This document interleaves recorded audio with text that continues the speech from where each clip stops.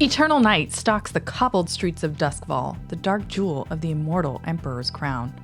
Entrenched in a web of protective lightning, crisscrossed by canals, and born of the amalgamated ingenuity of sheer, desperate survival, the city's denizens languish in the dim and distant light of a shattered star. What spirits stir in red-lit midnight markets and whisper secrets into the looking glass? What can anyone do when High House and Hard Scrabble Hound sharpen the same traitorous blade? Whatever you can get away with, my friends, welcome to Haunted Halls. Woo! Woo! Ow! Ooh. Welcome to Haunted Halls. This is your host, Bobby, speaking. I'm surrounded by, entrenched in, my beautiful, wonderful, talented three co-hosts. I'm going to start with Bonnie tonight. Bonnie, who volunteered to spend a full year in total isolation for a NASA manned Mars mission experiment in order to realize her dream of not being fucking bothered for 5 fucking minutes. Bonnie, what's your plan to alleviate all that boredom in the isolation pod? Ooh. Am I allowed to say that on air? Yes. Oh, okay. I don't know what it is, but yes. Oh, okay. I'll cover my ears. Thanks. Yeah, Jerry, cover your ears. Christy, maybe you too. I'll tell you when you're older. Oh Okay, my God. thank you. Jesus Christ. I'm just going to cut you off there. Bonnie, what is something you really... God damn, it's even worse. Even worse on that. Jesus Christ. What's something you really wish you could get into, but every time you try, you just can't? Sewing. Ah. Yeah, sewing. I have a sewing machine. I can sew. I can fix things, I just basic stuff. But when I want to do something creative, make a dress, make a skirt, just whatever, like it is hot garbage and it makes me mad every single time. Mm-hmm. So, yeah, it's a love-hate relationship. Yeah, that's a bummer. Yeah. Yeah, because you've made curtains before Yeah. that were really great. But then, every time you try and make a skirt, I think it's like the whatever you call it, the seam not lining up just right. Every time. That's pretty fucking cool, though. Yeah, it is. Thanks. Yeah. Even if making curtains. That's Yeah, impressive. they did. They turned out good. The one time I did it, they turned out really good. But Yeah, the red ones. Yeah. Is that what you're thinking of too? yeah. Mm-hmm. All right, to Bonnie's right, we have Christy, who went to space camp last week to research for her upcoming novel, Heights, that are like way more wuthering, about a sperm lover turned astronaut Oh no. who gets revenge by crashing satellites into his ex-babysitter's apartment complex.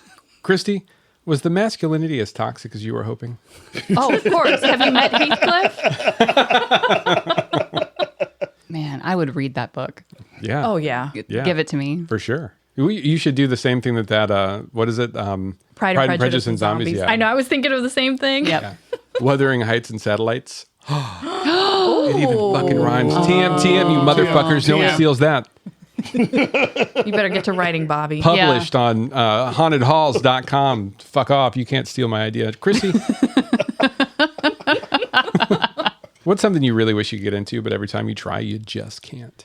Oh, God. Anything mindfulness related, meditation, or anything remotely like that. I always have all these highfalutin ideas of like, I'm gonna be so in tune with myself and I'm just gonna sit here and meditate. Like, oh, Yeah. fuck, I can't do that shit. Yeah. Everybody talks about how good meditation is for you. And Yeah. I believe them. Oh, it is. Yeah. But like, who the fuck can still their brain long enough to meditate? Because I can't. I know you have to practice. Anybody else around the table meditate? Jerry, Bonnie? No. Lady of the Docks does. Yeah. Right? No. She's got ADHD just like me. Yeah. I think that's a pretty common thread Yeah. with our characters and our players. All right. Hey. How dare you? Yeah. What? All right. Across from Christy, we have Jerry, who took up deep sea diving. Sorry, deep sea free diving this weekend. Oh. In an effort to capture a picture of the elusive megalodon named the Black Devil off the coast of California. Jerry, what's it like to pee your pants at 300 feet? Well, because the water's so cold in the Pacific, Yep. you can't feel anything. No. And really, I'm not that strong of a swimmer, so I didn't get that far. Yeah. I tell people that. Really, I just got in the water like maybe to my knees and like, oh, God, it's so cold. And then got out. Yeah. And 3 then I had 3 feet. 3 feet. Yeah. Yeah. Okay. Yeah. First, how dare you? You know I have only one lung. That's true. That's true. One lung full of air. Yeah. Ooh. Wait, does it affect, how long can you hold your breath? Not very long at all. Yeah, I guess that makes Have you sense. tried Yeah. since going down to one line? You know what? I'll go out to the ocean. I'll bring the center blocks. Yeah. Okay, no one said to No do one all said that. Hey, you don't see a text message from me. I did not succeed. Would you like to ask me a question? Yeah, man. What's something you wish you could get into, but every time you try, you just can't? And funny enough, I wanted to do sewing for a long time. Came really close to buying a sewing machine. Yeah. My grandmother used to sew and, make patterns and things like that. Sure. But she already took that one. So, Yeah, you can't use Bonnie's. I'll share. No, Bonnie. no, that's yours. Bonnie's greedy. All right. That's yours. She says, mm-mm. Now, I've done this a couple times in my life, but just really didn't want to spend the money on it. Fishing. "Oh yeah, We get out of the ocean. Going off like on the pier, go deep sea fishing. Maybe even like find a boat. I would not find a boat. I mean, if I could find a boat, that'd be nice. yeah." But, get a boat, put it on a lake and, sit there for a couple hours and fish. But again, the mind just kind of keeps turning. And 20 minutes in, I'm like, I haven't caught anything. Can I leave now? Mm-hmm. Or can we move around? No, just sit here. I'm the same way. I can't focus on it long enough. Yeah. Just like meditation. Yeah. Yeah. For a lot of people, fishing is meditation. Yeah. That's true. Or excuse to drink. Yeah. All right, Bobby, what's your answer? My answer is Doctor Who. What? You guys all picked like mindfulness, sewing, fishing, activities that you can learn. Mine's fucking Doctor Who, man. And I'm so sorry if you're out there and you love Doctor Who. I know it's a good show. I know tons of people love it. Like it's a huge thing in our whole community. I cannot get into that show. And I've tried multiple doctors, multiple seasons. I'll tell you the one exception and the thing that keeps making me try is the Weeping Angels because they're fucking awesome. Yeah. Like, Yeah, those episodes those are are fun. killer. But yeah, I just can't. Okay. Tried really hard. Christy, are you a big Doctor Who fan? I was going to tell Discord to go ahead and just roast the shit out of you. Yeah. Just fucking Yeah. crucify me. Fuck his shit up. Yeah. Now, I've never seen an episode, but that's because, But that's because I'm a fucking cool person. well, I am one of those people who just rewatches comedies I've already seen Yeah. endlessly. So, What We Do in the Shadows, The Office, Yes. Arrested Development, Righteous Gemstones. Like, I just keep watching that shit on repeat. So repeat. it's hard for anything to break through that's not like literal trash. Yeah. Yeah. Yeah. It's hard. love It's hard to trash. find good new shows anyway, in general. So it's like, do I catch up on a 47 season show that I've already missed the boat on, or do I just roll the dice on something new? I think my favorite newer one's been Murderbot. If anybody has seen that one, Oh, that's yeah, a it's great. newer show Super that's fun. come out. You can just rewatch that. It's just so it's good. I read that book and it was really good. Too. Yeah. Murderbot Diaries. I would love to tell you the entire premise, but we've got to move on. Yeah. When last we left off, the last thing that we saw was old Anselma Pike sneaking up on Lady of the Docks, getting the drop on her with a bunch of Fog Hounds. How dare they? Yeah, how dare they? Jerry, how are you feeling about that? I'm not feeling good. I mean, as lady, not feeling good at all. I really want a hot shower, but apparently I got to go through some big burly woman taking me into her dungeon. Yeah. That's a weird way to put that. You know what? That's a weird. Hey, Jerry's going to a dungeon with a burly woman. Now, if we're talking about Jerry, Sorry. I can get into that. I meant lady. Oh, no. Oh, yeah, girl. All right, listen. What I need from you before we move off to anything else is I Okay. need a luck roll. All right, luck roll. Yeah. This is the most important luck roll you've ever rolled. Don't roll. No ones. No whammies. Okay. 5. Hey, that's pretty good. You just tuck that away. You just put that in your hip pocket, Jerry. I'll put it in my bra. There we go. Lady can put it in her bra. All right. So instead, what we're going to do is I think we should jump headlong into some of our downtime activities. Now, Emmy, you had mentioned between games that you were thinking about really getting into the Shape of Want and trying to examine what that book was and maybe start reading through it to look for weaknesses that you could find in Lord Vulpine. Yes, we've really given up a lot to get this book, to get this information. So Emmy is determined to read it and study it and try to figure some shit out. Okay. All right. Well, let's do it. Let's jump right in. Yeah. So while Jaren is recovering, he's still passed out. He's resting. Yeah. Emmy will go read. Okay, that sounds great. We had Shroud and Emmy and Jaren and El Tigre and Pegleg Jeep were still in the mall's parlor. You have finally secured the shape of want. According to the new deep cuts rules, you pick an action and you just get that many ticks on the clock. So is that what you want to do for your downtime activity, Emmy? I guess that's what we're doing. I feel like this isn't going to be to my advantage this time, but that's okay because I want to study that book and I feel like I can't finesse or prowl on this. You know what I'm saying? You carefully turn the pages so softly, so creepily. Yeah. I'm not getting any paper cuts while I'm reading this book. Whoa. Right. Amazing. That's impressive. Yeah, thank you. Yeah. Thank you. All right, well, that's what we're doing. I'm going with study since I think that's probably the only thing I can do with this book. I'm not going to tinker with it, so. Yeah. You just take it apart. Yeah. You're like, oh God, what are you doing? You take it Redoing apart and you discover audibles. You invent it. Oh, nice. A ghost pops up and says, "This is Audible."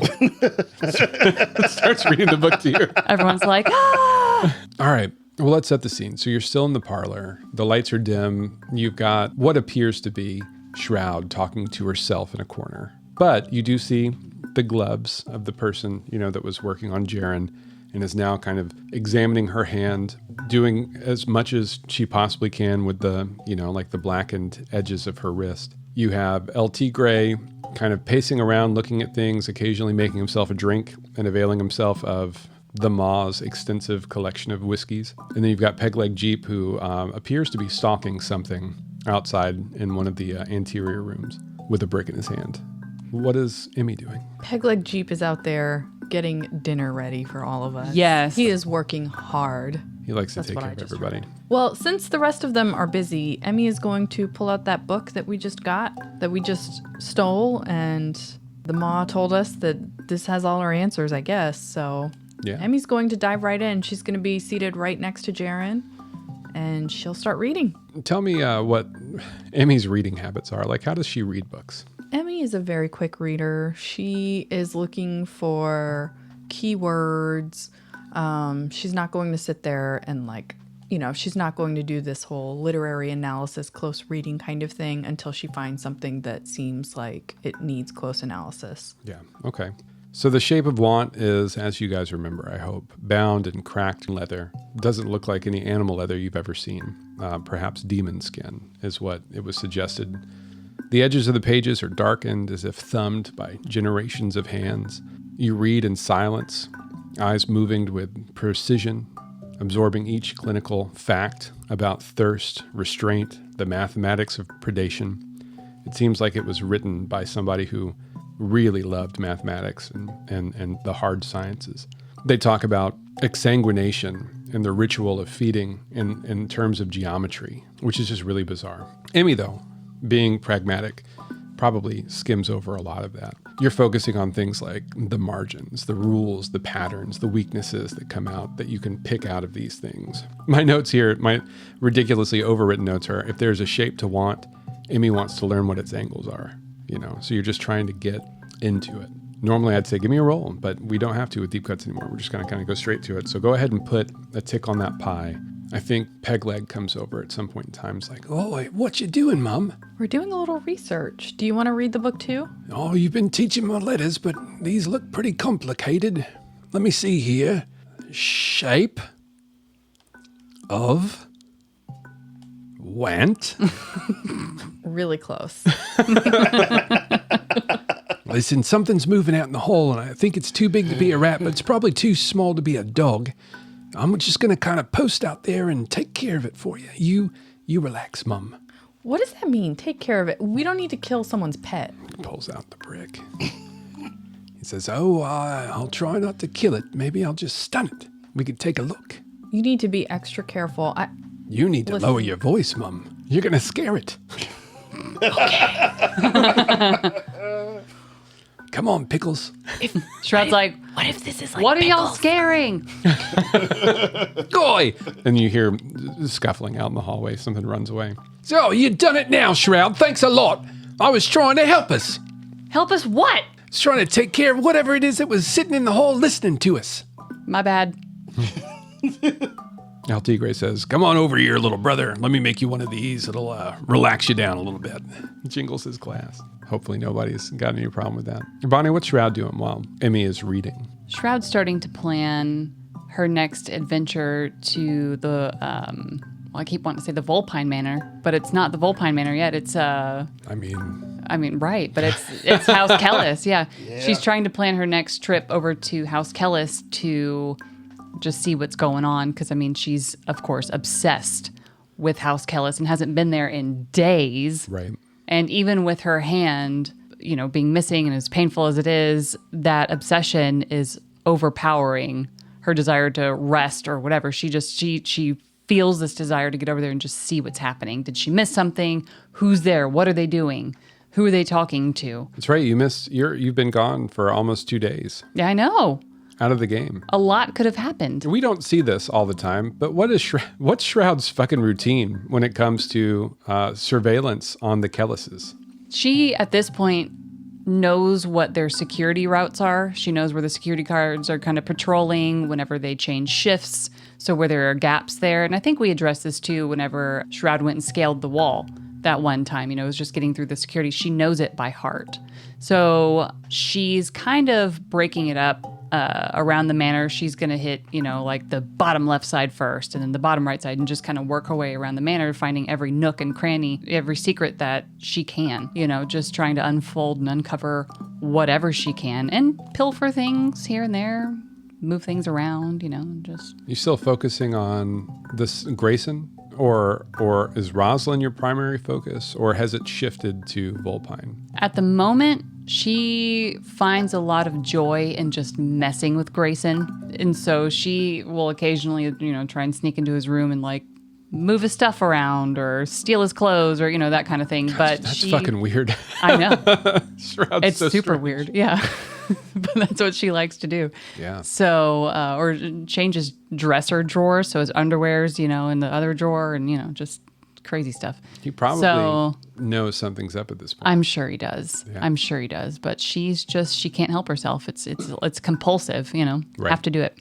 So she also listens in, to what the guards are saying, the servants, everybody else, to get any gossip on, Rosalind and Lord Vulpine, whatever she can find. But she just really loves messing with Grayson. Give me a luck roll. Okay. A 2. A 2? Don't say it like that. Trash. So for a 2, you've got old intel. Before you disappeared into the Demester's mansion, you overheard guards talking about Lord Vulpine and Rosalind having a date night of sorts at the goat races out in Night Market, which actually works out because I think in Blade 68, there's a fucking racetrack out there. Whoa! Yeah. Awesome. So maybe setting the stage for 100 years from now. So you've heard that they're supposed to be at these goat races in a couple days if you wanted to set up something for a downtime activity to two birds, one stone. That sounds great. I can go and relieve stress. Ooh, we can get if anybody wants to come with me, fancy box seats, Oh, we can wear fancy hats. Oh yeah, Lady can go with you. I would love it. Yeah, next time I see you, I'll ask you. Okay. Yeah. Because I need to borrow a hat. So. Okay. Yeah. And a wig. Mm-hmm. Definitely a wig. Yeah. Maybe some wedges. I don't know. Oh, where's the stilettos down? Oh, God. Combat stilettos. Combat stilettos. Do you know what a combat stiletto is? What is a combat You replace that spike with an actual spike. Oh, okay. Just a sharpened metal spike on the bottom of that heel. All right. I mean, actually. Yeah. Some Bayonetta style. Listen, you'll walk in those in 5 minutes. It's going to be off anyway, so you can use that as a dagger or something. Yeah, I think that's what Lady would, you'd probably enjoy that. All right, hold that thought, Shroud. Lady, you're in a dark room. You can feel a subtle movement underneath you, as though you are on a ship now. It's very, very subtle, so it's got to be a really big-ass ship. Perhaps a ship the same size as the Fog Hound. You're in a small room with a drain in the bottom of the floor, right underneath your chair. Your arms are bound behind your chair. Your ankles are bound underneath your chair. So it's very hard to move. But you know two things. One, you still have that necklace on from Jack Barrington, the one that you were bragging about, forcing you to tell the truth loudly all through the docks. And two, and this is from your 5 earlier, you've managed to retain that item that you took off the Dimmer sisters' body in the score. Wait, the mystery item? The mystery item. Oh, Nice. The mystery item, which I'll give a couple of extra hints about now. As Lady quickly shoved it into her bag, or I had secreted it somewhere because you still have it. You can feel it, but you know that it is some small vial of liquid, like a midnight blue liquid, and it's wrapped in what you think is a document of some kind, but you just didn't have time. You haven't had time to actually pull out and look at the wrapping or look at the bottle. Of course you can't now, but you've got it on your person. Tell me what Lady's doing. What is she thinking? What's she feeling? Well, she's not really good at surveying or studying, but she's going to continue to look around, see if there's a door, see if there's maybe, one of the limbs are loose enough to, maybe wiggle out or get to a point where I can reach that mystery item. Mm-hmm. And I think she'll call out, right? She likes Sway. Yeah. She'll call out, "Hello? Is anyone there? Please?" Poor Lady. You crane your neck around and there's a door behind you. It's got one of those like twisting, what do you call those? Like a hatch that to open it and shut it. Mm-hmm. Above you, you notice a meat hook oh no. hanging from the ceiling. I'm in a Saw movie. Oh no.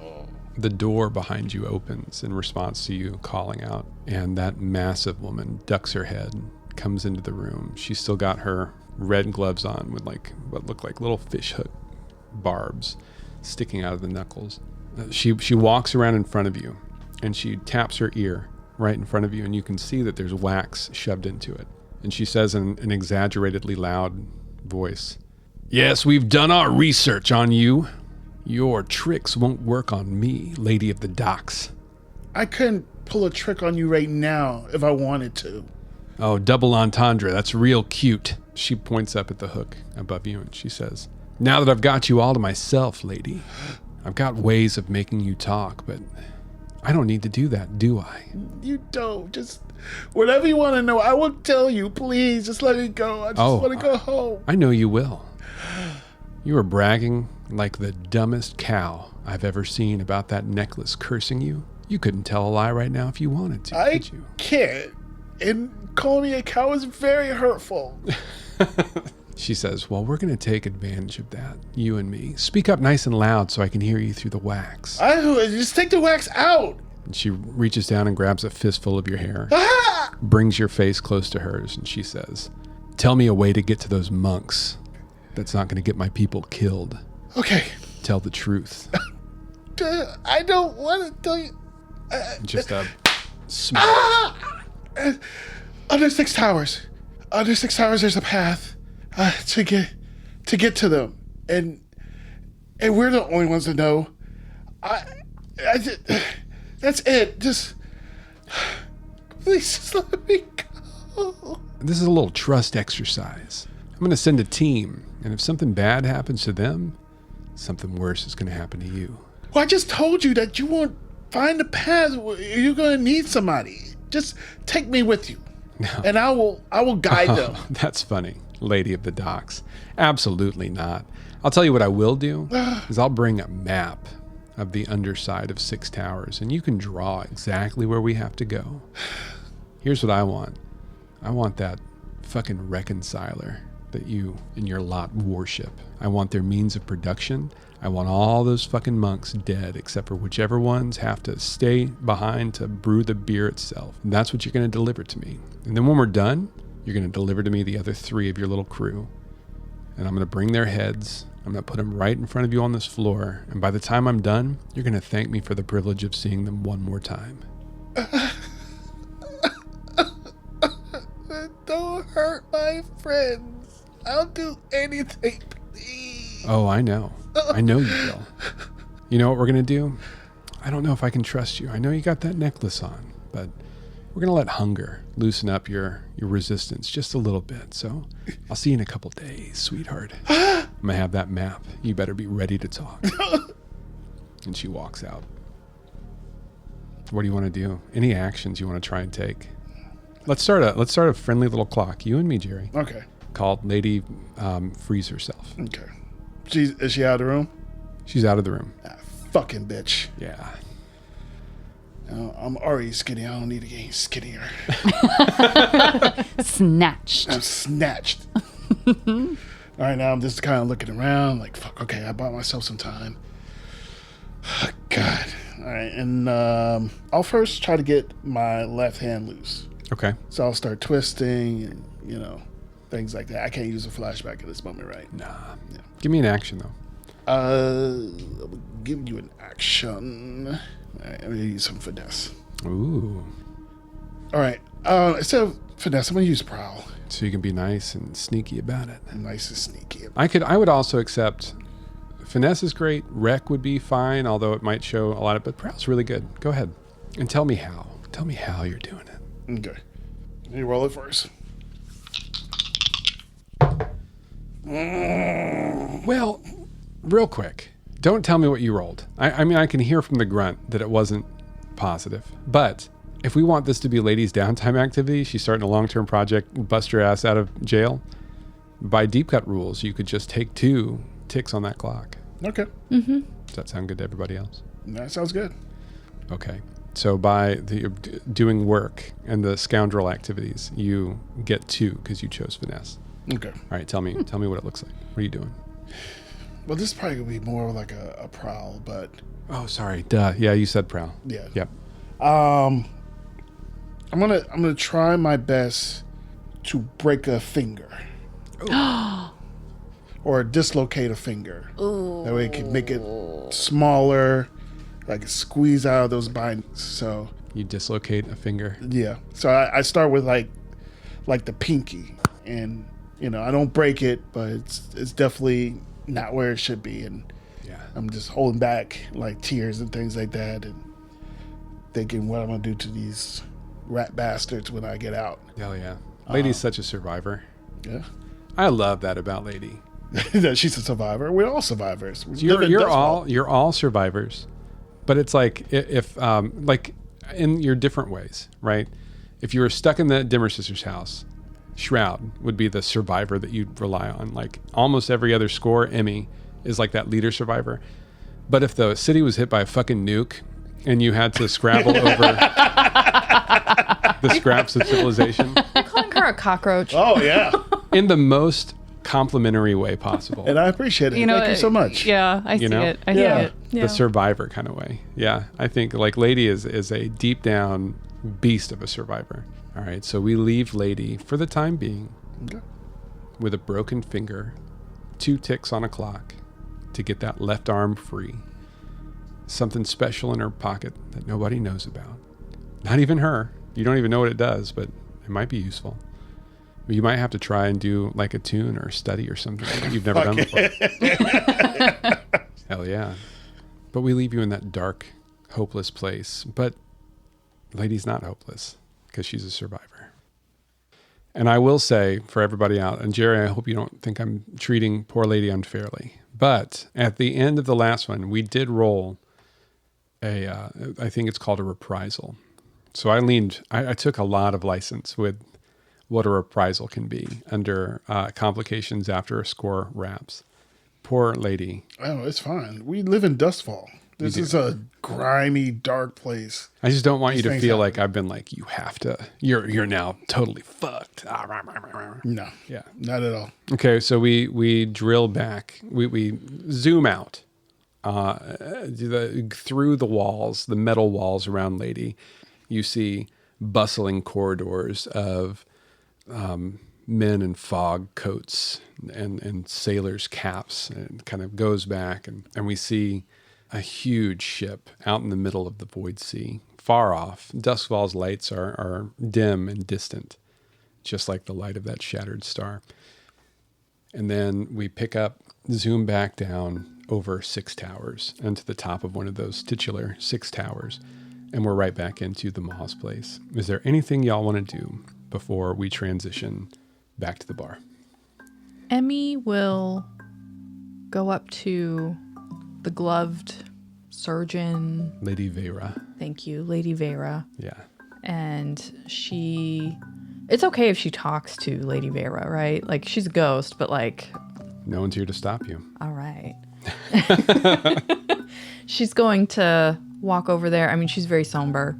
Yeah. And she is just going to look at this, what she hopes would be where the face would be. Yeah. She's just going to be like, thank you so much for helping our friends. I can't tell you enough how much we appreciate it. You're very welcome. You hear the voice this time.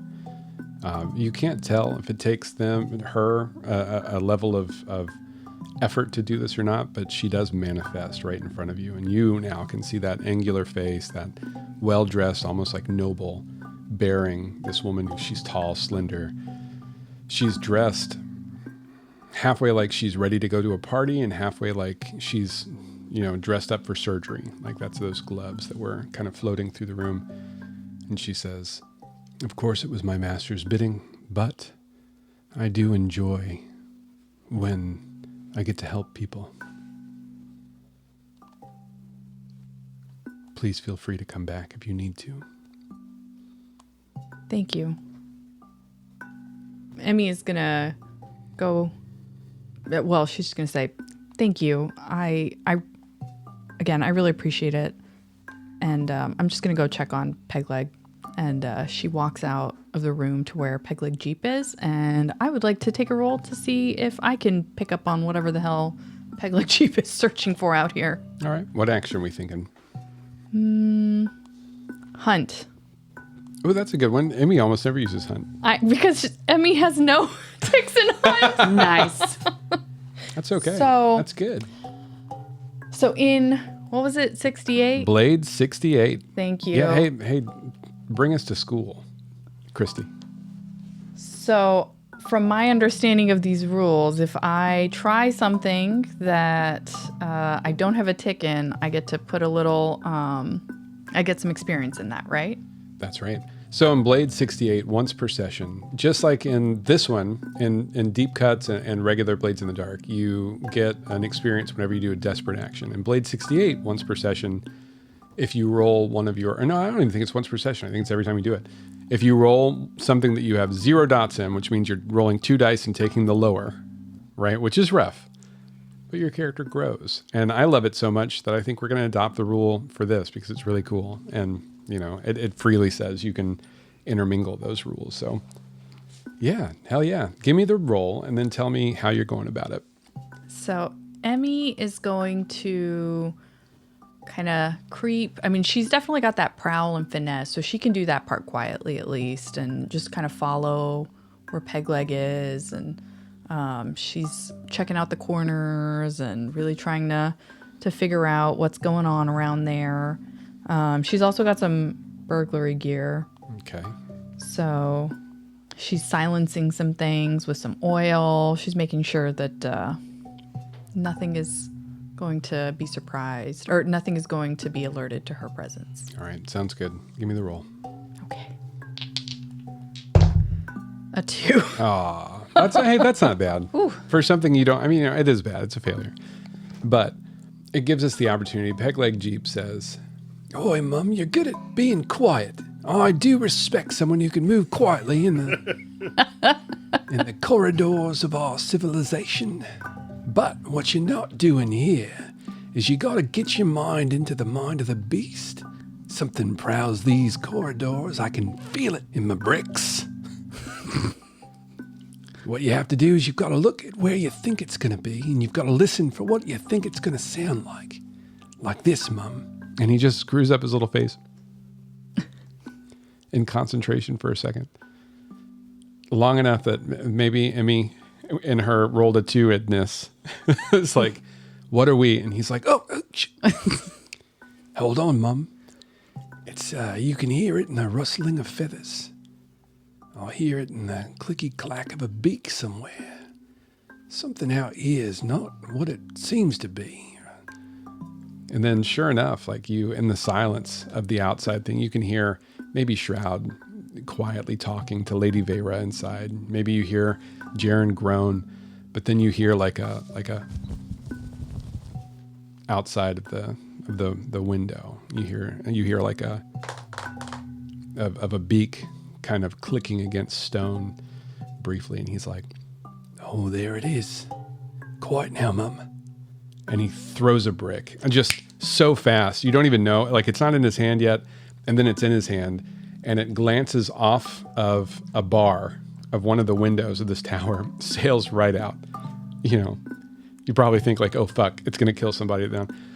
But there's a rustling of feathers and a caw of alarm as this bizarre looking crow, huge, maybe a raven, maybe one of those death seeker crows that the wardens employ, takes off and flies in the night. He's like, oh, God damn it, I was so close. That's all right. Hey, did you like how I tried to teach you like you teach me, Mum? Yeah, that was impressive. I really appreciate it. Those damn birds, sorry. Those birds have been dogging our steps for a couple of weeks now. I don't know why. I've seen them a couple of times, and I keep trying to get one, but they're tricksy. It's almost like they're as smart as we are. They've been following us? Oh, more specifically, anybody who's got Junie Bee with them, and anytime we go to ghosty type places, like the Dimmer Sisters, and of course this tower now with the creepy surgeon woman. But yes. Oh, shit. Oh, fuck. I didn't know if you needed to know or not. I guess judging by your face, I probably should have told you before now. It's okay. It's okay. Next time, yes, definitely let us know when you notice anything or anybody following us. All right. I was trying to take care of it myself. You are a go-getter. We do appreciate that. Yeah, some might call me scrappy. Aww.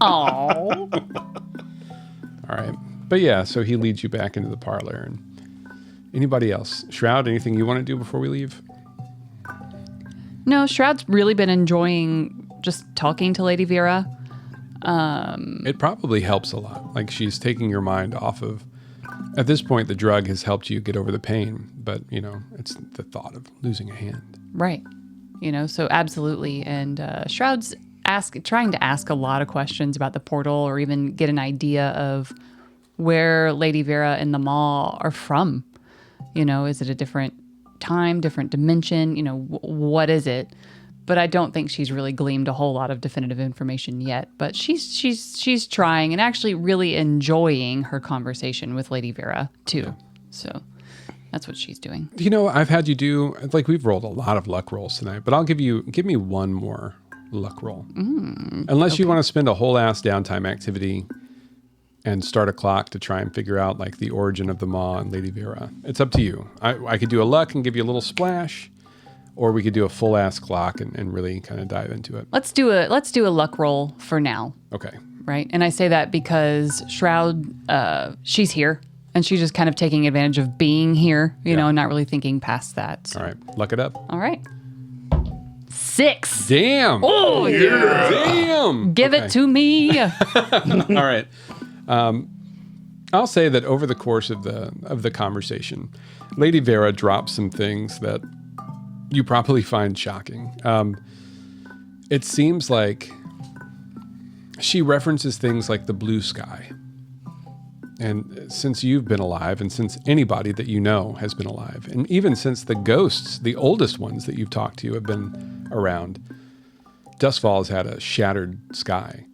But from the way this Lady Vera talks, as she's kind of, you know, waxing philosophical on subjects that you're asking her about, or talking about her lack of knowledge about the void gates, she'll occasionally say something about like, you know, and yeah, we stood in the shadows and blah, blah, blah. Or, yeah, it was about that point in time, you know, it was so bright you had to shade your eyes. But off in the distance, we could see blah, blah, blah, blah, blah. And you just catch these little bits where you're like it almost doesn't even make sense. Like, what the fuck are you talking about? It makes me think of the scene in Dune where Chaney keeps asking Paul Muad'Dib about like water. The water. Tell me the waters of your home. You know, it's like that alien to you. Yeah. The idea of omnipresent light at any point in time outside of like electroplasmic light. So you get that. It's like a world that has all the same rules, but in which they rolled so much better on their luck roll than you did in this world that they have light sometimes. That's all you really pull, but it's a lot.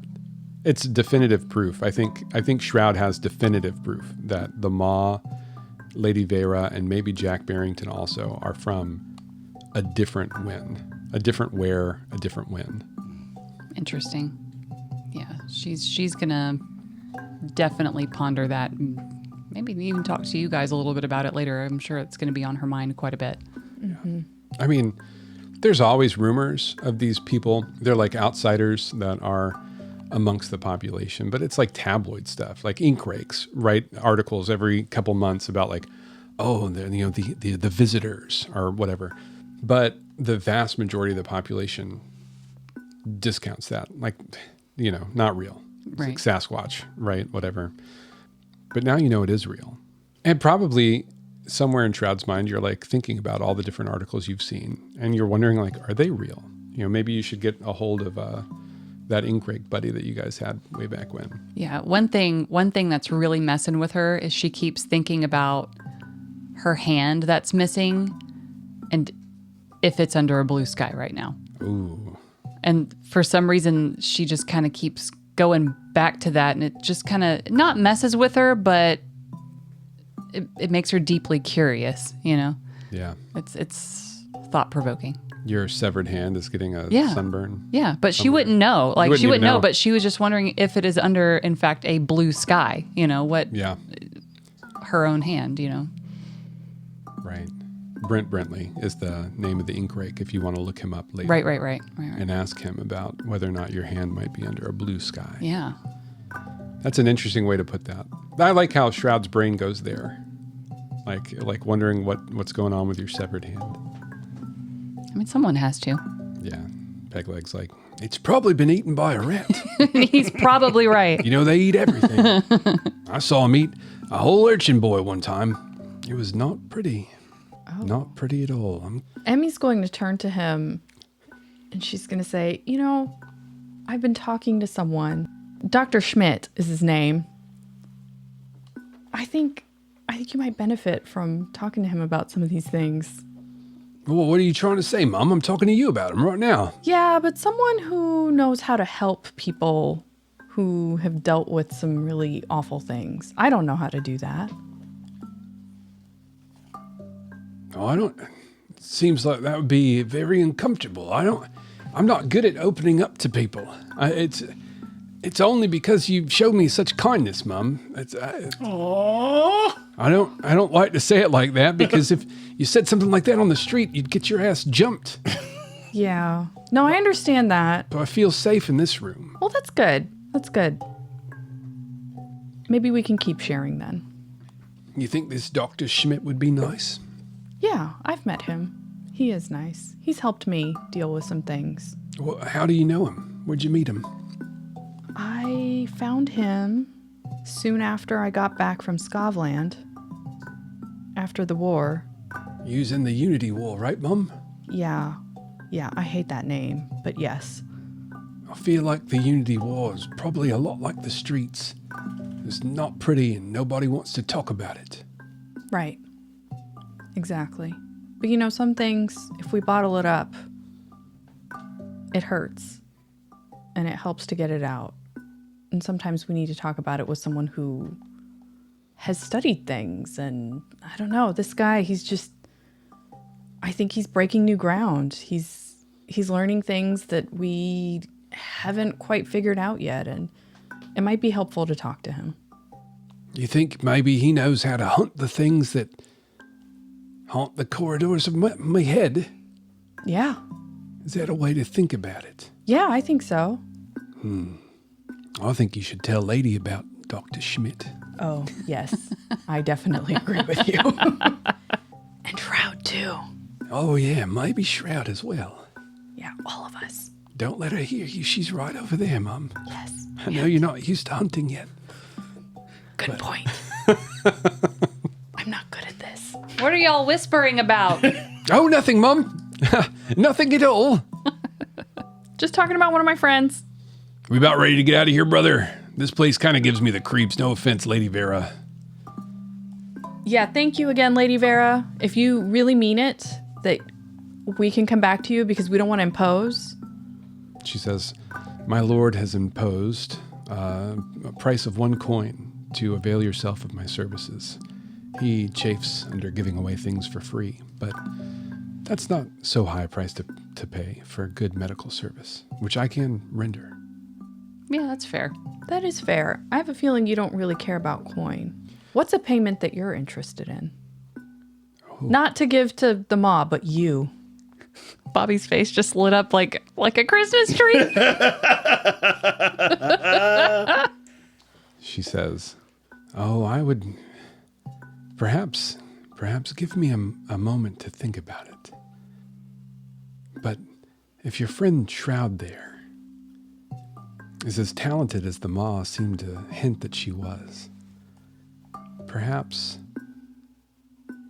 just finding a way to take me from this place.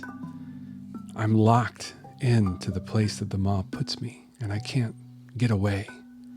I can't even remember things about my life anymore. It feels like it's always been just the Ma and what happened. I have these skills. How do I know how to operate on people? Why am I dressed like this? I know these walls. And before that, I know the cabin that I shared with him on the Sinner's Respite. But I'm locked here and I can't escape. And I fear that I might go insane if I'm stuck here much longer. Emmy, do you truly mean this? You would offer me help? I do. I mean it. I can't promise someone else's services, but I would like to help. Okay.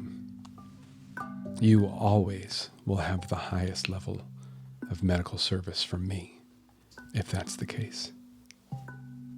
Oh, that's a lot of pressure. Thank you.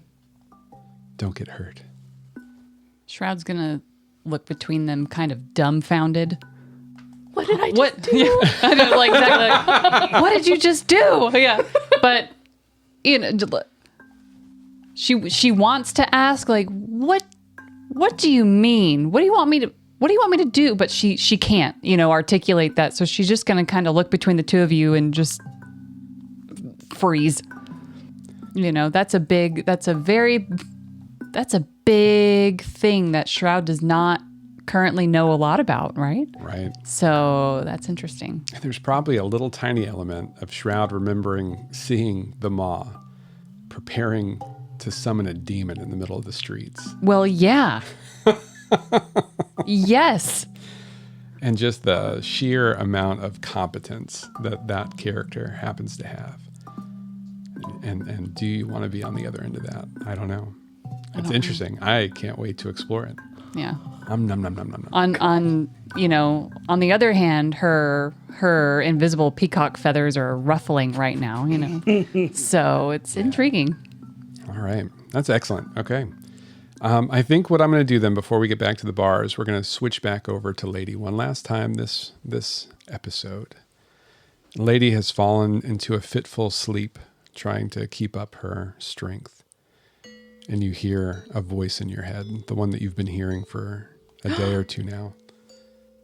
Lady, waken thyself.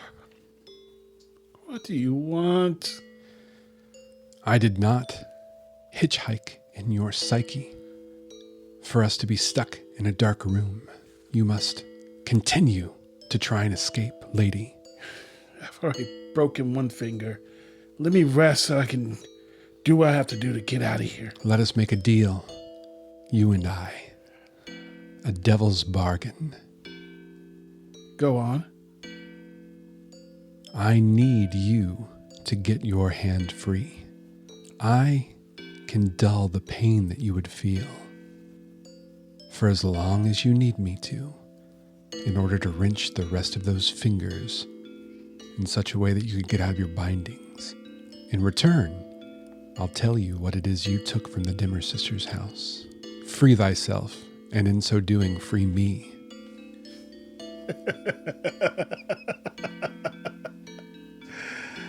Oh, you've never had a child before. This isn't pain. You'll be useful someday, but not today. Lady, let me show you what I can do. And for a moment, you feel warmth. You feel light.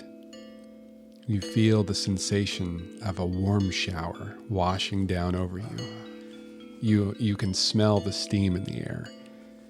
You can smell some kind of biscuit cooking, something coming like a savory, delicious, buttery smell, as though from a kitchen.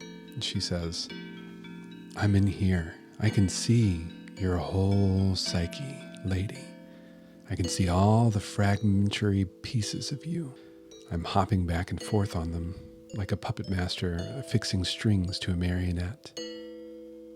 Pull this one, and she pulls, and you feel a sudden sense of pleasure, as though you've taken a drug. She says, pull this one, and then pain erupts in the back of your hands. She says, I won't do anything you don't want me to.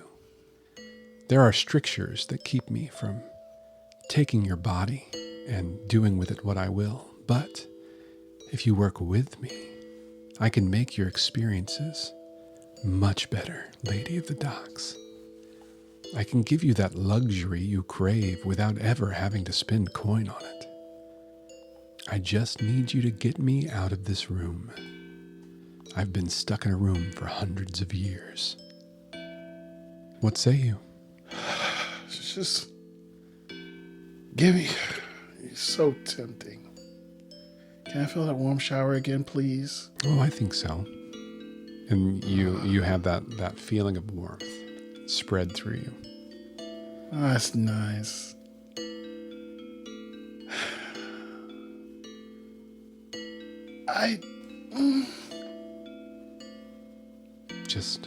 Just pull that hand free. Just pull until it's free, lady.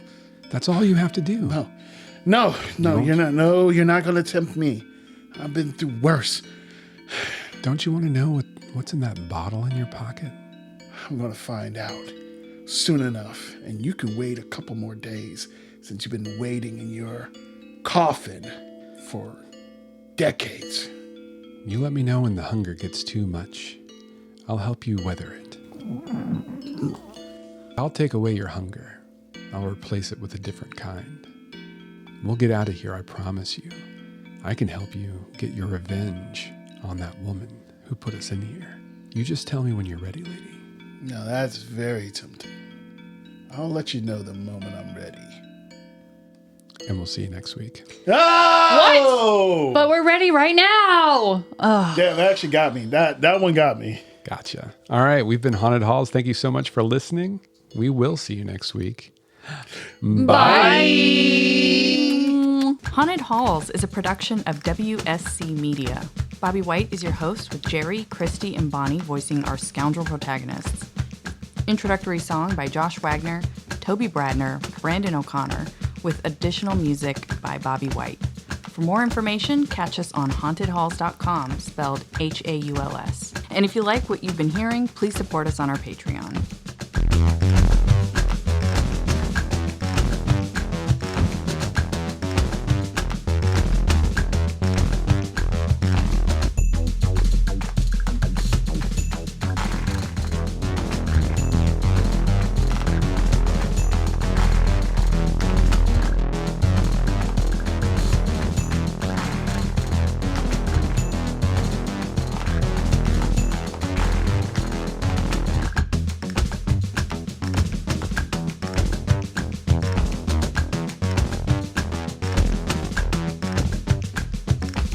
Bobby, that's some white people shit. Yeah, you're gonna. I'm leaving that in. You could put it after the show. Why the hell would I do that? Yeah. Why would you go swimming in the ocean? No, not swimming in the ocean. free diving. Free diving. Free with diving. sharks. Free diving. And looking for like monsters in the deep. Because you're a photographer. Yeah, I mean, I could take plenty of pictures right here on land.